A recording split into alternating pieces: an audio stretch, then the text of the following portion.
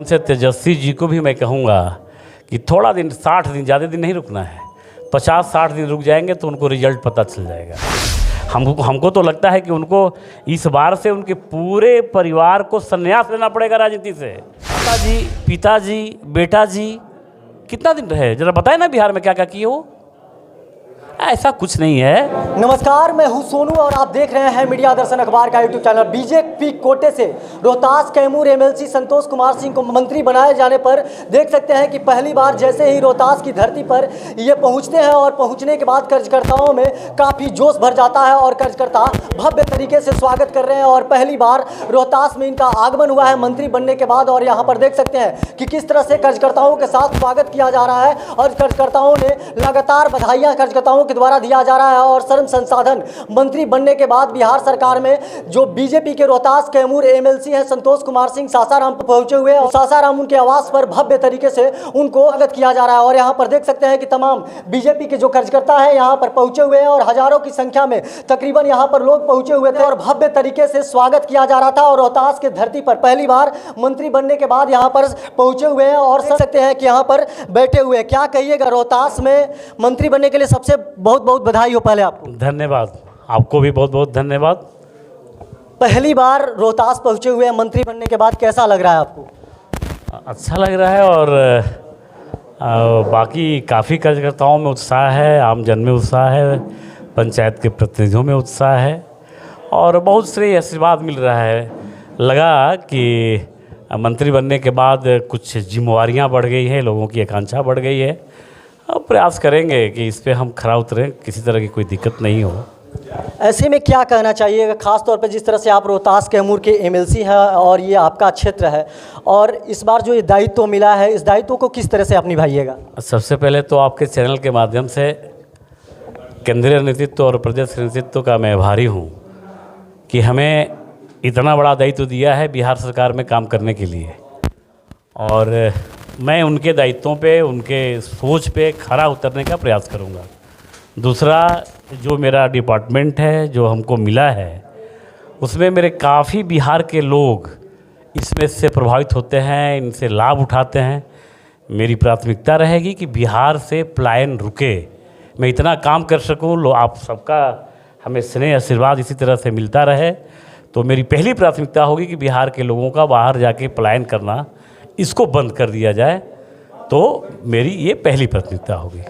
वहीं पॉलिटिकल बात कर लिया जाए, जिस तरह से ये चुनाव का महापर्व माना जाता है और 2024 लोकसभा चुनाव अब कुछ दिन के बाद शुरू ही हो जाएगा।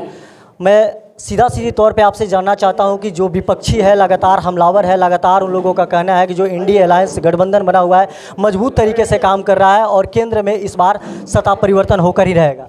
ऐसा कुछ नहीं है। देखिए, 400 के पार तो हम हो ही गए हैं और 400 के पार रहेंगे भी रही। अगर वैसे कोई विपक्षी दल अगर मुंगेरी लाल का हसीन सपना देख रहा है तो उसका सपना देखने का स्वतंत्र अधिकार है, उसको हम रोक नहीं सकते।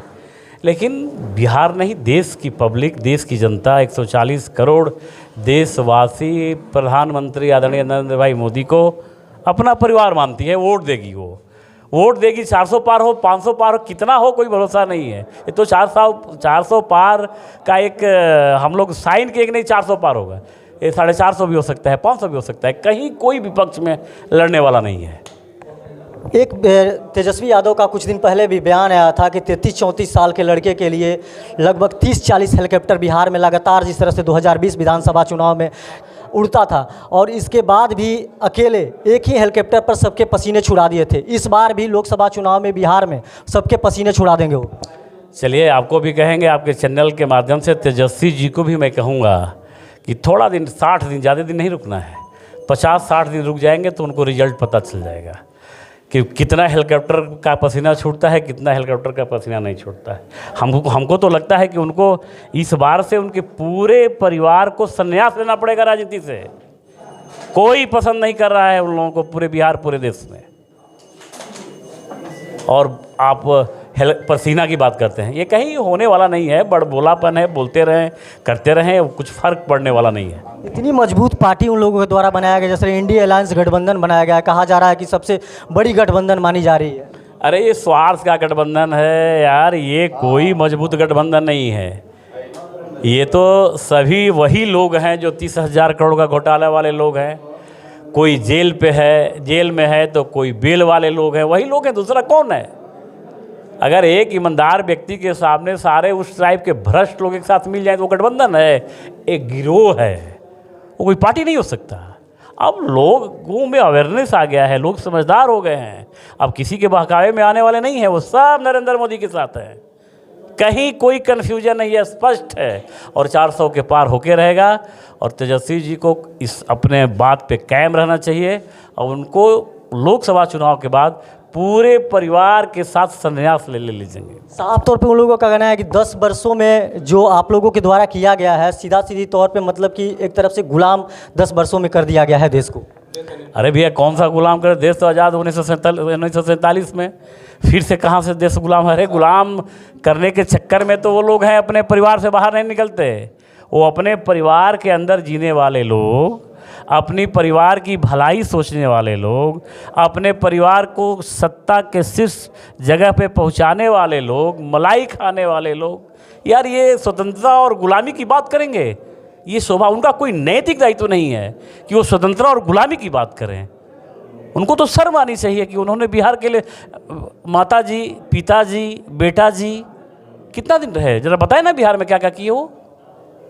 ऐसा कुछ नहीं है और उन सब बातों पे ध्यान नहीं देना है। आप लोगों को भी कुछ वैसा मिर्च मसाला मिलता है, आप लोग चलाते रहिए, अपना टीआरपी बढ़ाते रहिए, कुछ पब्लिक सबको पता है। संसाधन मंत्री संतोष कुमार जी से सुना, साफ तौर पे ये हमलावर हैं और साफ तौर पे कहने गया आने वाले 60 दिनों में नतीजे तेजस्वी यादव को पता चल जाएगा। और साफ तौर पे इन्होंने लगातार हमला कर रहे हैं तेजस्वी यादव पर। साफ तौर पे कहना है कि जिस तरह से परिवारवाद की जाती है, खुद इनकी जो पार्टी है 60 दिन के बाद इन पता चल जाएगा कि क्या होगा 2024 का लोकसभा चुनाव में। बाकी तमाम आप ऐसे ही खबर देखने के लिए हमारे साथ बने रहिए, तब तक के लिए दीजिए इजाज़त।